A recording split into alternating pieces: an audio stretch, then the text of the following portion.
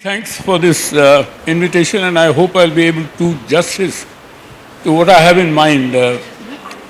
As you heard from my introduction, I work on a wide bandwidth of issues, but let me here focus on one particular issue which has been inspired by the invitation that I got, that whatever I say should look at in terms of the options and alternatives. So what if? So my premise is the following. There is a World Trade Organization in Geneva, of which, as you might have heard, I serve on a high-level panel. And I have been on the panel in the Government of India as well, including advising the Industries Minister on WTO. Let me start with a small narrative of what the WTO means. I mean, to some of you it might be some distant organization, not in India, wherever it is. I was talking to once a group of farmers in Chittorgarh district of Rajasthan on liberalization, which has been spurred by arrival of the World Trade Organization in 1995.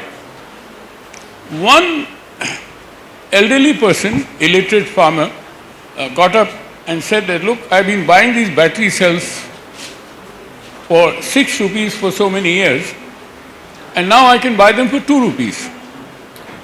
His complaint was, then why have I been cheated for so many years?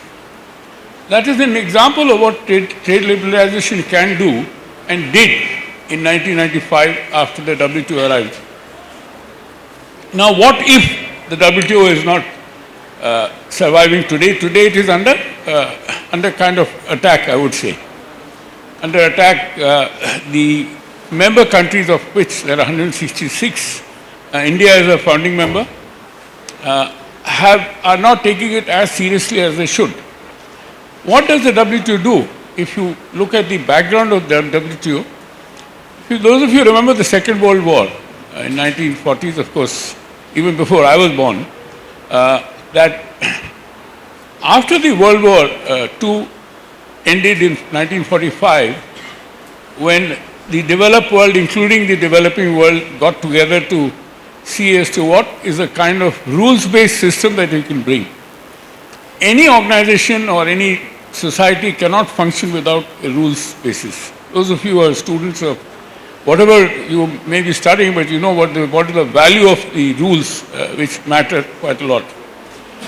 Now, there were 3 institutions which were generated in a conference in Bretton Woods in US. The World Bank, the International Monetary Fund, and a trade organization which did not really, couldn't come up at that particular time. However, what was agreed to was that there is a jungle of rules by which countries are trading with each other, and all of them are not able to get the benefit of their own values, their own advantages, or their own surpluses. Therefore, what was done was a general agreement on trade and tariffs was agreed to by countries in 1948, much after the Bretton Woods institutions had come up.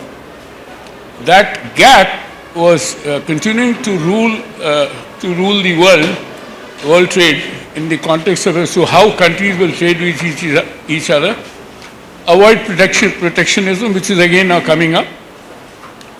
Coming to the modern days, what we see now is a kind of tariff duties which the Trump regime has unveiled over the whole world, has been leading to a lot of chaos. Not only that, the WTO itself is under peril because of the kind of lack of confidence which the Americans have. If you go back to 1948, when the GATT was conceived, there was also an agreement, discussion to have an international trade organization which was shot down by the US government at then. So we are looking at a history of how the world's biggest power, which has benefited most hugely with the World Trade Organization, coming to a situation what we are seeing today. Now, what does the WTO do? Other than the rules, it also conducts negotiations.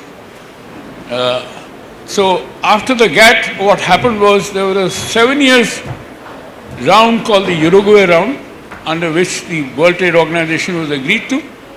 And 1995, the World Trade Organization was established in Geneva as a rules-based organization with an excellent dispute settlement system. And the dispute settlement system shows that many poor countries which suffered from protectionism or unfair trade practices of the rich world were able to use the dispute settlement system in order to get a fairness.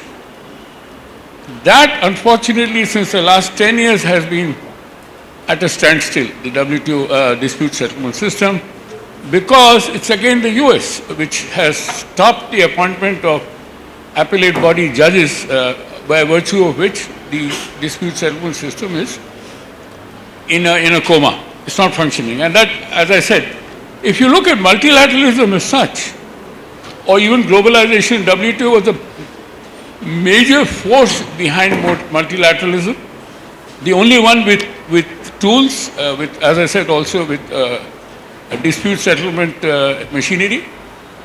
And what it also did was, other than dispute settlement, it also, our negotiations and several rounds took place. In 2001, when the world was feeling, the developing world particularly feeling pinched, including India, they launched the Doha Development Agenda in Doha, Qatar. Unfortunately, that did not do as well as it was anticipated, and India was a major force behind the agreement as such. But the Western powers, particularly US, I would say, and EU tagged along, European Union, in the sense that they were good friends. And including the other rich countries like Australia, Japan, etc., which did not work the way in all fairness. All of them had their own problems. Norway, Japan have had very high tariffs on agriculture goods. So you can imagine that, the effort which was made to bring in the WTO, to bring in fairness, and so that all countries are able to trade with each other without any kind of let or without any kind of hindrance. The problem. The second function of the WTO was the deliberative function. All these negotiations were going on require a background work to be done, a background understanding among countries. And the third was trade policy review. What trade policy review basically did was to look at the trade policies of every country in a graded manner. LDCs, which are poor countries, the trade policy review was done once every 6 years. For developing countries, it was done once every 4 years.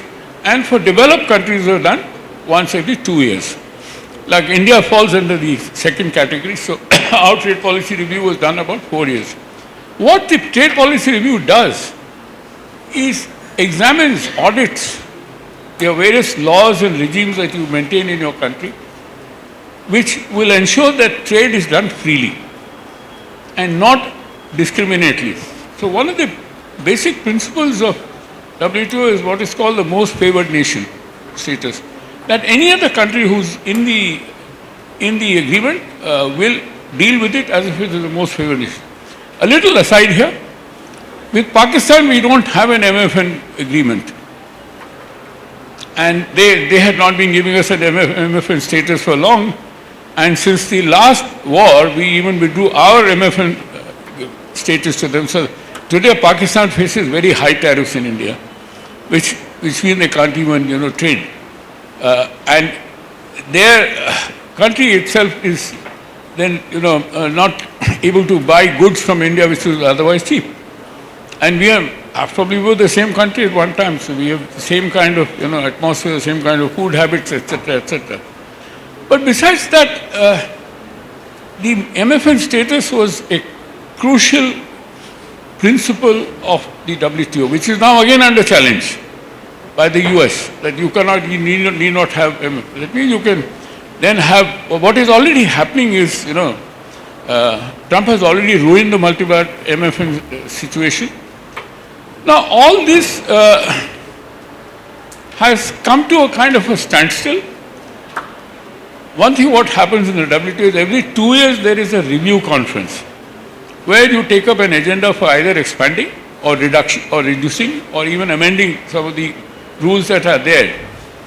So the next one is in Cameroon in Africa, Yaoundé, in March next year, March of this year, where all countries are expecting to launch a WTO reform agenda. And you should not be surprised if the reform agenda does not include the US. Now, the US can afford to, dictate to the world because they are the largest economy. And not only largest economy in terms of size, about $30 trillion. The next is China, which is $18 trillion. We are far behind. We are about $4 trillion. Though we are still quite a substantive size in the economy. We are bigger than Japan now also. Now, having said that, what we expect to see as to how the agenda will move forward, there are two important leaders in the world. Pascal Lamy, French civil servant, who used to be Director General of the WTO, and our own Shashi Tharoor. Now, all of you know Shashi Tharoor, leading MP, former Foreign Affairs Minister, are leading a campaign for revival of the WTO or repositioning of the WTO so that it doesn't die. And if it dies, then of course many poor countries, including India, will suffer. And that is not something which is very good, because the way we see the other problem is if something happens to the WTO, there are spillover effects in other international areas. For example, climate change. Now, Trump has also walked out of the climate change agreement, in spite of the fact that US is one of the biggest emitters of carbon in the atmosphere and one of the biggest culprits, I would say. So they have no multilateral commitments at all. So we need the WTO, to answer the question which the organizers asked me to, what if the WTO is not there? There will be chaos. Not only in the area of trade, but in all adjunct areas like climate change, investment, and so on and so forth. So with that, let me conclude and hope that all of you will understand the gravity of the situation and support the Government of India to take forward the WTO. Thank you.